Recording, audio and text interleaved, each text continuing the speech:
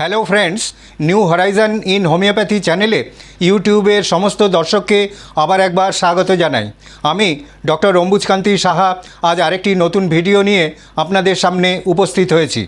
ফ্যামিলির একেবারে ছোট্ট শিশু থেকে আরম্ভ করে যে কোনো বয়সের মেম্বারদের মধ্যেই শারীরিক কোনো সমস্যা, যেমন বারবার জ্বর আসা, জয়েন্টে ব্যথা, স্কিনের নানা ধরনের সমস্যা নিয়ে ডাক্তারবাবুর কাছে গেলে উনি অনেক সময় কিছু পরীক্ষা নিরীক্ষা করতে দেন। তার মধ্যে অনেক সময়ই ব্লাড ফর এএনের উল্লেখ থাকে। এই এএনের ফুল ফর্ম হলো অ্যান্টি নিউক্লিয়ার অ্যান্টিবডি। এই ব্লাড টেস্ট যদিও রুটিনভাবে সবসময় দেওয়া হয় না, তবুও কিছু জটিল রোগ যখন কোনোভাবেই ডায়াগনোসিস করা যায় না, বিশেষ করে বারবার জ্বর আসতে থাকলে, জয়েন্টের ব্যথা, স্কিনের নানা রকম সমস্যা দেখা দিলে ডাক্তারবাবু এই ব্লাডে এএনএ পরীক্ষা করতে দেন।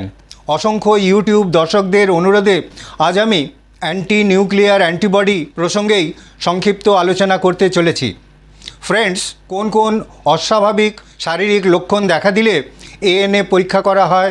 এএনএ বা অ্যান্টি নিউক্লিয়ার অ্যান্টিবডি টেস্ট যদি পজিটিভ হয়, তাহলে সেক্ষেত্রে কি ভয়ঙ্কর রোগ আক্রমণের কথা চিন্তা করা যায়?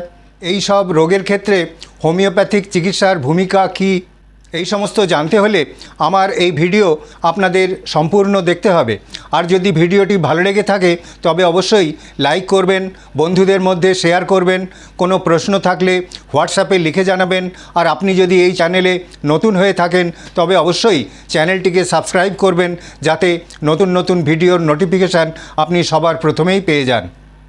আমাদের শরীরের রোগ প্রতিরোধ ক্ষমতা বা ইমিউন সিস্টেম, যাকে বিশুদ্ধ বাংলায় বলা হয় অনাক্রম্যতা, আমাদের শরীরের প্রত্যেকটি কোষ, কলা ও অঙ্গের মধ্যেই নিহিত থাকে। আর এই ইমিউন সিস্টেম আমাদের শরীরের বাইরের থেকে আসা নানা ধরনের জীবাণু, যেমন ব্যাকটেরিয়া, ভাইরাস, ফাঙ্গাস, প্যারাসাইট ইত্যাদির আক্রমণের হাত থেকে ও নানা ধরনের রোগ সৃষ্টিকারী অ্যান্টিজেনিক সাবস্টেন্সের আক্রমণ থেকে আমাদের শরীরকে রক্ষা করে। অর্থাৎ এই সমস্ত জীবাণুকে শরীরের মধ্যে ধ্বংস করে, আবার এই অ্যান্টিজেনকেও শরীর থেকে বিতাড়িত করে। তাছাড়াও এই সব মৃত ব্যাকটেরিয়া, ভাইরাস, ফাঙ্গাস ও সমস্ত অ্যান্টিজেনকে শরীর থেকে নিষ্ক্রান্ত করে বা বের করে দেয়, আর আমাদের শরীরকে সবসময় সুস্থ, সবল ও স্বাভাবিক রাখে। শুধু তাই নয়, এই ইমিউন সিস্টেম এই সমস্ত রোগ জীবাণু ও অ্যান্টিজেনদের চিহ্নিত করে এবং তাদের বিরুদ্ধে শরীরের কলাকোষে অ্যান্টিবডি তৈরি করে। আর এই অ্যান্টিবডি আমাদের শরীরকে দীর্ঘদিন ধরে ওই সমস্ত রোগ জীবাণুর হাত থেকে রক্ষা করে। এমনকি কিছু অ্যান্টিবডি সারা জীবন ধরে আমাদের শরীরকে রক্ষা করে। এই ইমিউন সিস্টেম আমাদের শরীরে নিজেই তৈরি হয়, তবে পরিমিত পুষ্টিকর খাবার, পরিমিত জল, সূর্যের তাপ, শারীরিক পরিশ্রম ইত্যাদির মাধ্যমে এই ইমিউন সিস্টেমকে আরও সবল করে তোলা সম্ভব হয়। তবে কোনো কারণে যদি এই ইমিউন সিস্টেম অতি সক্রিয় হয়ে যায়, তবে তা আমাদের শরীরের সমস্ত কোষের ভেতরে থাকা নিউক্লিয়াসকে আক্রমণ করতে থাকে ও একে একে সমস্ত নিউক্লিয়াসকে ধ্বংস করে ফেলে ও শরীর নানা রকম জটিল দুরারোগ্য রোগে আক্রান্ত হয়। এই ধরনের নিউক্লিয়াসকে আক্রমণকারী অ্যান্টিবডিকেই বলা হয় অ্যান্টি নিউক্লিয়ার অ্যান্টিবডি।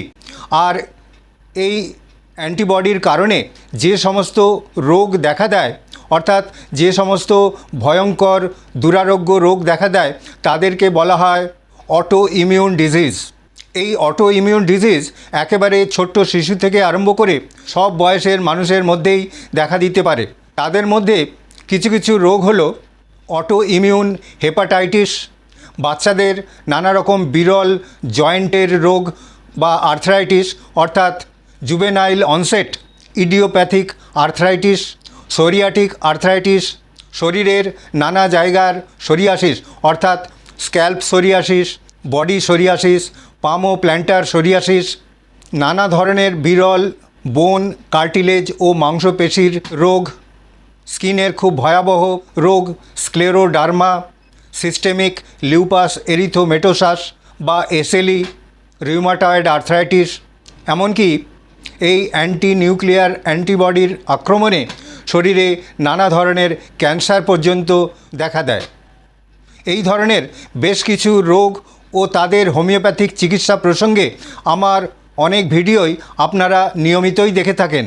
সাধারণত যখন স্বাভাবিকভাবে কোনো রোগ নির্ণয় করা সম্ভব হয় না কিংবা কোনো সার্জিক্যাল অপারেশনের আগে এএনএ পরীক্ষা করে দেখে নেওয়া হয় শরীরে এই ধরনের কোনো অটো ইমিউন ডিজিজ আছে কি না। তবে অ্যান্টি নিউক্লিয়ার অ্যান্টিবডি টেস্ট করে তা যদি পজিটিভ আসে তাহলে কিন্তু সব ক্ষেত্রেই তা ভয়ানক রোগের ইঙ্গিত দেয় না। অনেক সময় সুস্থ স্বাভাবিক মানুষদেরও এএনএ পজিটিভ হতে দেখা যায়, আর তা প্রায় 20 থেকে 30% মানুষের মধ্যে।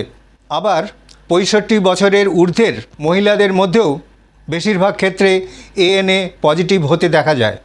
যে কারণেই হোক, যে কোনো বয়সের মানুষের মধ্যে যদি কোনো অস্বাভাবিক লক্ষণ দেখা যায় যা অটো ইমিউন ডিজিজের ইঙ্গিত দেয়, তাহলে সেক্ষেত্রে এই ব্লাড টেস্ট অর্থাৎ ব্লাড ফর এএনএ করা দরকার, এবং তা যদি পজিটিভ আসে তাহলে তার জন্য যথোপযুক্ত চিকিৎসার ব্যবস্থা করতে হবে। সময় মতো এই রোগ ধরা পড়লে ও দ্রুত চিকিৎসার ব্যবস্থা করলে আক্রান্ত রোগী ধীরে ধীরে এই অটো ইমিউন ডিজিজের হাত থেকে রক্ষা পাবেন। আশা করি আমার এই ভিডিও সামান্য হলেও আপনাদের উপকারে আসবে। আবার আরেকটি নতুন ভিডিও নিয়ে আপনাদের সামনে উপস্থিত হব এই আশা নিয়েই আজকের মতো এখানেই শেষ করছি। ধন্যবাদ, নমস্কার।